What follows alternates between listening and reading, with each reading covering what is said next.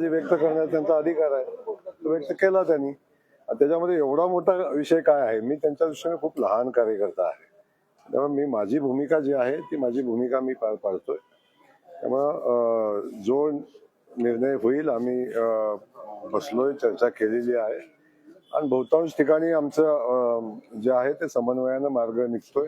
काही ठिकाणचा विषय आहे त्या संदर्भात आम्ही चर्चा करून मार्ग काढू. तुमचं वक्तव्य होतं की 2-3 आमदार आणि अध्यक्ष हेच निर्णय घेतील, युतीवर भाष्य करतील किंवा जागा वाटपावर भाष्य करतील. बिलकुल, मी आतापर्यंत जागा वाटपावर कधी भाष्य केलेलं नाही. आज पण मी आपल्याला सांगतो की सगळेच्या सगळे उमेदवार स्थानिक आमदारच ठरवतील आणि शहराच्या जिल्हा अध्यक्षा चौघं मिळूनच ठरवतील. त्याच्यामध्ये कुठेही शंका कुशंका घ्यायचं कारण नाही. जयकुमार गोरेचा व्यक्तिगत एकही उमेदवार सोलापूरमध्ये नाही, त्यामुळे तेच ठरवतील. शहरामध्ये कोणासोबत युती करायची आहे, जरी प्रस्ताव निवडणुकीचा प्रभारी म्हणून माझ्याकडे आला तरी सुद्धा स्थानिक आमदाराशी चर्चा करूनच त्याचा निर्णय होईल. शेजारच्या मतदारसंघामध्ये डोकावण्याचा प्रकार जास्त होतोय आणि त्याच्यामुळेच ही दुष्पूट वाढली असं बोललं जातं. नाही, नक्की थोडासा विषय तो आहे. एकमेकाच्या मतदारसंघामध्ये एकमेकाचे कार्यकर्ते आहेत आणि त्या अनुषंगानं एकमेकाच्या मतदारसंघात मागणी आहे. मला वाटतं तेच मुख्य कारण आहे त्याचं. काल मुंबईमध्ये जो बैठक झाली त्या बैठकीमध्ये या नाराजी दाटीनंतर काय चर्चा झाली आणि मुंबईमधला काय तोडगा निघाला? आज आपल्याकडे आमदार विजयकुमार देशमुख आले, त्यात चर्चा काय झाली? आमची मतदारसंघाच्या अनुषंगानं महापालिकेच्या उमेदवारांच्या नावासंदर्भात काही चर्चा आमची झाली, ते काय सार्वजनिक करायचा विषय नाही. आणि निवडणुकीच्या स्ट्रॅटेजी संदर्भात, युती संदर्भात, शहराच्या घडामोडी संदर्भात आमची चर्चा झालेली आहे आणि त्या चर्चेतनं आम्ही सगळे मिळून बसून निर्णय करू. हो, खरं तर जे ज्येष्ठ नेते आहेत, 5 टर्म आमदार आहेत, सुभाष बाबू सुद्धा ज्येष्ठ नेते आहेत, मंत्री राहिलेले आहेत, त्या दोघांची नाराजी उघडपणे जाहीर होण्या इतपत नक्की का विसंवाद होतोय आणि त्यावरती आपण पालकमंत्री म्हणून कशा पद्धतीने तोडगा काढणार आहात? मला आपल्याला एक सांगायचं आहे की भारतीय जनता पक्ष सोलापूर शहरा एवढा मजबूत मला वाटत नाही दुसऱ्या कुठं आहे. एवढी मजबूती पक्षामध्ये आहे. कार्यकर्त्यांची संख्या प्रचंड आहे. प्रत्येक आमदारांच्या कार्यकर्त्यांची संख्या नगरसेवक व्हायला इच्छुक असणाऱ्या प्रचंड आहे. तेव्हा एवढा प्रचंड कार्यकर्ते जेव्हा आहेत एकमेकांसोबत आणि ताकद तेवढी प्रचंड आहे, या परिस्थितीत थोडीशी होणार आहे, तिकिटा संदर्भात चर्चा होणार, थोडी घासाघासी होईल, थोडी नाराजी होईल. त्यामुळं तुम्ही चिंता करू नका, अगदी व्यवस्थित मार्ग निघेल आणि आम्ही सगळे बसून योग्य मार्ग काढू. मी तुम्हाला पहिल्या दिवशी आठवते की पहिल्या दिवशी सांगितलं की शहराची निवडणूक ही स्थानिक आमदारांच्या नेतृत्वाखाली होईल. इथले उमेदवार स्थानिक आमदारच ठरवतील, स्थानिक आमचा पक्ष ठरवेल आणि इथल्या निवडणुकीच्या अनुषंगानं जी रणनीती युतीच्या संदर्भात आहे तेच निर्णय घेतील.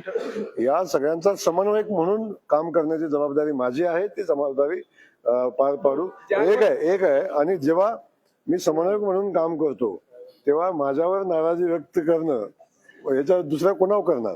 तेव्हा माझ्यावर नाराजी व्यक्त होणार. जे काय चांगलं झालं ते आमदारांनी केलं, जे काय खराब झालं ते पालकमंत्र्यांनी केलं. बाहेरून आलेली लोक आहेत, शहरातल्या एकालाही तिकीट देणार नाहीत असं वरिष्ठांनी मला शब्द दिला असं त्यांनी म्हणलंय. असं होणार आहे का ज्यांना तुम्ही घेतलं? वरिष्ठांशी प्रश्न आणखी त्याला कसं की निष्ठावंत आणि कार्यकर्ता, मी तुम्हाला या विषयावर बोललो की 60% निष्ठावंत आहेत आणि 40% कार्यकर्ते आहेत की ते कार्यकर्ते अद्यापपर्यंत पक्षाशी जोडलेले आहेत. कसं तुम्ही समेट कसं घाल? मी आजही सांगतो, बहुतांश कार्यकर्ते जे पक्षासोबत आहेत, पक्षाशी एकनिष्ठ आहेत, पूर्वीपासून कार्यकर्ते आहेत, त्यांनाच तिकीट मिळेल बहुतांश. आणि काही राजकारणामध्ये काही गोष्टी आपल्याला गणित बसवायला लागतात. शेवटी राजकारण युद्ध त्या परिस्थितीनुसार लढलं जातं. त्यामुळे काही निर्णय घ्यायला लागतील, पण बहुतांश तिकीट, बहुतांश उमेदवार हे भारतीय जनता पक्षाचे मूळ कार्यकर्ते असतील आणि निष्ठावंत कार्यकर्ते. 3 दिवस उरले. 3 दिवसामध्ये उद्याचा रविवार आणि पुढचे 2 दिवस आम्हाला 3 दिवस करावं एवढं काम शिल्लक राहिलेलं नाही. आता आमच्याकडं म्हणजे तेवढं कामच शिल्लक राहिलं नाही, त्यामुळे बाकीची काम आम्ही ते 3 दिवसात होणार आहे की नाही होणार आहे? कारण त्याच्यावरून शिंदेगड सुद्धा अस्वस्थ आहे, ते देखील चाचपडत आहे. महायुती म्हणून आपण लढतोय की कसं काय नाही, महायुती म्हणून मी पहिल्या दिवशीपासून सांगितलं की भारतीय जनता पक्षाची सगळ्यांना सोबत घेऊन निवडणूक लढण्याची इच्छा आहे. आणि तेव्हा आमच्याकडे राष्ट्रवादी अजितदादा गटाचा कधीही प्रस्ताव आमच्याकडे आलेला नाही. त्याच्यावर विचार करायचा प्रश्नच उद्भवत नाही. आमच्याकडे प्रस्ताव आलेला आहे एकनाथराव शिंदे साहेबांच्या शिवसेनेचा. त्या संदर्भात आम्ही आमदारांनी आता मी विजय मालकाशी चर्चा केली, काल सुभाष मालकांशी मनीष होते त्यांच्याशी चर्चा झालेली आहे. त्यामुळे त्यांनी ज्या जागा मागितलेल्या आहेत त्या आम्हाला देणं शक्य आहे किंवा नाही या संदर्भात आम्ही विचार करतोय. त्यांची जी मागणी आहे त्याची आम्ही वरिष्ठांना कळवलेली आहे. आणि जर त्या अनुषंगानं काही चर्चा सकारात्मक होण्याची परिस्थिती आली तर नक्की आम्ही तुम्हाला सांगू. पण आमची महायुती करण्याची इच्छा आहे. आरपीआयचे काही लोक आहेत आठवले गटाचे, त्यांची काही मागणी आहे. परंतु त्यामध्ये काही गोष्टी आहेत की शेवटी आमचे कार्यकर्ते आहेत, त्यांचे कार्यकर्ते आहेत, युती करू आम्ही ठीक आहे. पण शेवटी ज्या सीटा देऊ त्या सीटा मागत असताना त्या ठिकाणचा आमचा मजबूत उमेदवार जर असेल आणि त्या ठिकाणी जर युतीतला आमचा घटक पक्ष सीट मागत असेल तर ते देणं शक्य आहे का नाही.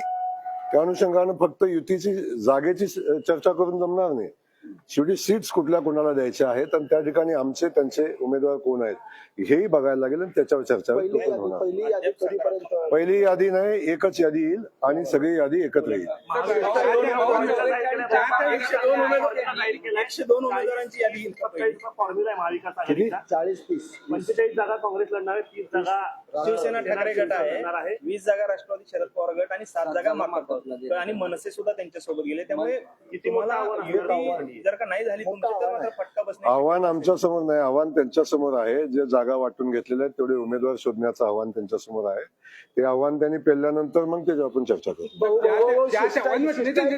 ज्या त्या विधानसभाच्या मतदारसंघाचा अधिकार ज्या त्या विधानसभेच्या आमदाराला देणार आहे का अशी चर्चा आहे की आता सगळं मिटलं. ज्या त्या विधानसभेच्या आमदारांना त्या त्या मतदानाचा अधिकार किंवा त्यांनी शिफारस करतील ती नावं पक्ष जाहीर करेल. मला एक सांगू, मी एक तुम्हाला सांगतो, ही निवडणूक भारतीय जनता पक्ष लढतोय आणि आमचे भारतीय जनता पक्षाचे नेते आहेत.